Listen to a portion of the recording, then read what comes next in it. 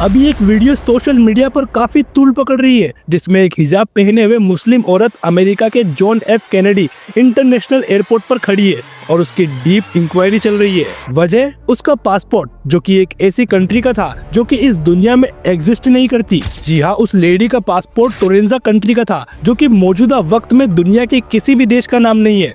मगर बावजूद इसके उस लेडी के सारे डॉक्यूमेंट्स ऑफिशियली थे और सब ऐसे मालूम हो रहे थे कि हकीकत में ये लेडी किसी टोरेंजा कंट्री से आई है। वीडियो में दावा किया गया कि ये लेडी जापान के टोक्यो से अमेरिका आई थी और अमेरिका में इसके पासपोर्ट की चेकिंग की गई तो उस पर टोरेंजा कंट्री की छाप थी, जो कि ऑफिशियली कोई देश ही नहीं है। और पासपोर्ट पर इस जैसे और भी कई काल्पनिक देशों की छाप थी। और बाद में जब इस लेडी को इंक्वायरी रूम में ले जाया गया तो वहाँ से ये अचानक गायब हो गई और इसकी कोई सीसीटीवी फुटेज या कैमरे में रिकॉर्ड वीडियो नहीं आई। मगर दोस्तों, जब इस वीडियो की रियलिटी चेक की गई तो पाया गया कि ये वीडियो एआई जनरेटेड है और इसकी ये पूरी स्टोरी भी स्क्रिप्टेड है, जो कि उस घटना से थोड़ी थोड़ी कॉपी है जो 1954 में जापान के अंदर घटी थी। एक्चुअली फिलहाल में ये वायरल वीडियो तो रियल नहीं है और JFK एयरपोर्ट पर भी ऐसी कोई घटना देखने को नहीं मिली।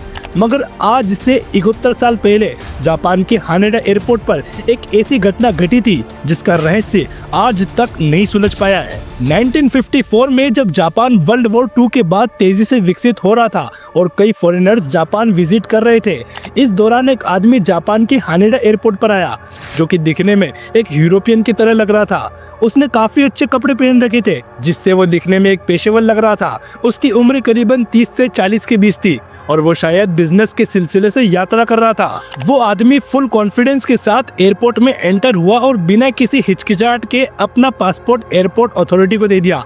और तब शुरू हुआ रहस्य का असली खेल। उसका पासपोर्ट किसी तोरेट कंट्री का था, जो कि न उस वक्त दुनिया में मौजूद थी और न अब मौजूद है।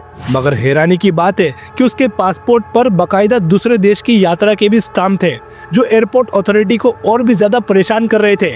इसके अलावा उसके पास bank proof, business cards and और भी कई सारे डॉक्यूमेंट्स थे और ये सारे डॉक्यूमेंट्स दिखने में बिल्कुल असली महसूस हो रहे थे।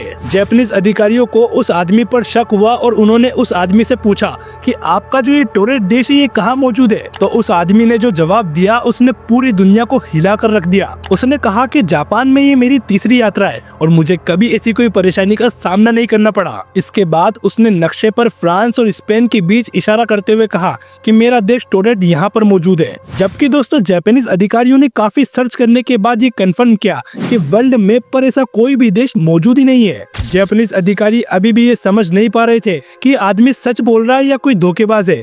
इसलिए उन्होंने इसे एक होटल के रूम में अरेस्ट करने का फैसला लिया और इसके डॉक्यूमेंट्स की जांच शुरू कर दी। और इसी तरह इसे एक होटल के रूम में बंद कर दिया गया, जहां भारी सिक्योरिटी लगा दी गई। अगले दिन जब अधिकारी उस आदमी के पास गए तो उन्होंने देखा कि वो आदमी रूम में मौजूद था ही नहीं और उसके डॉक्यूमेंट्स और सामान तो वहीं पड़े थे, मगर वो वहाँ पर मौजूद नहीं था और रूम के खिड़की और दरवाजे भी बंद थे। इसके बाद वो आदमी कहीं पर नजर नहीं आया। लोगों ने इसे एक टाइम ट्रेवलर बताया तो किसी ने इसे एक मानसिक रोगी।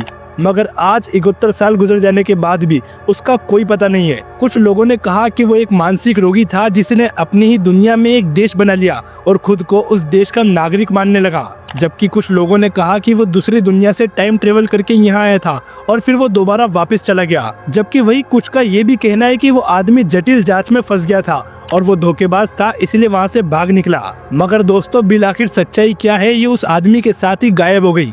और आज ये घटना इंटरनेट पर मैन फ्रॉम टोरेट या टाइम ट्रेवल मिस्ट्री के नाम से मशहूर है। अगर आपको ये वीडियो पसंद आई हो तो वीडियो को लाइक जरूर करें, क्योंकि इससे हमें एक मोटिवेशन मिलता है ऐसी मजीद वीडियोस बनाने का। फिलहाल के लिए शुक्रिया।